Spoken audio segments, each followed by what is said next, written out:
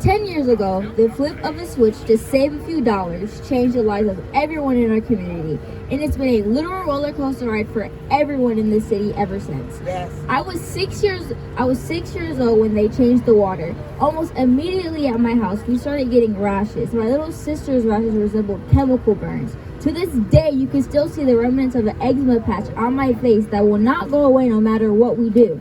The water just didn't taste or smell right. All around the city, people could see with their own eyes that the water was bad. I was 8 when the lie that the water was safe was finally exposed. And like everyone else in the community, we had to learn almost overnight what life was like without access to safe drinking water. But I don't need to go into details about what life was like during the crisis. That has been well documented. When faced with a crisis, something amazing happened here. The people of Flint worked together to make sure that their family and neighbors had bottled water. Not only did we work together to ensure we had the resources we needed to survive, we organized time and time and tried to hold those in charge accountable for the atrocities they put Flint through. We know the service lines are being changed, but we also know the city moved so slow on these changes. They were held in contempt. They were held in contempt of court. We know that Flint still needs significant infrastructure upgrades. People still need the pipes in their houses fixed from all the damage that the toxic water caused. There is no reason 10 years after one of the worst man-made water crises in America that Flint residents should still be paying the highest rates for water in the country. That's right. There is no reason it should have taken 9 years to finally get a cancer study here, when clearly there are many health issues related to the water. That's right. There is no reason that there was an entire class action lawsuit, but not a single dime has been paid to the residents here, but the lawyers already got their check.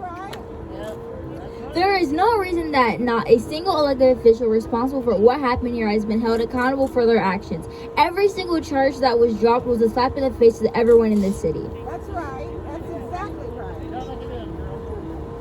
We have an entire generation of kids here that don't know what it's like to live with clean, safe water. Kids that are not only dealing with the physical effects of the water, but also dealing with the psychological effects. The people of Flint deserve so much better. We deserve to have elected officials that behave like they work for the people who elected them. We deserve to have elected officials that behave like they work for the people who elected them.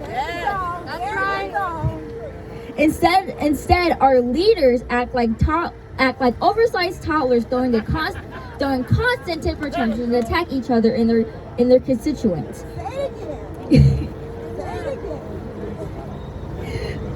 But I gotta say that again.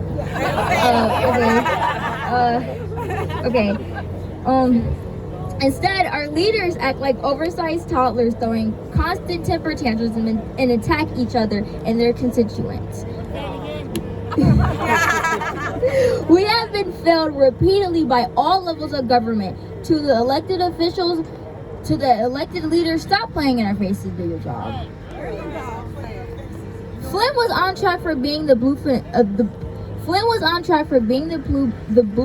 of how to handle a water crisis. But the only thing that serves as the blueprint for the others now is how our community came together to save ourselves. As far as the way public officials and leaders go, the way you guys behave here serves as a cautionary tale to everyone of how not to act when faced with a crisis. 10 years later, and it breaks my heart to say, the water crisis is still not over, and I have no idea if it will ever be over, like when it will be over.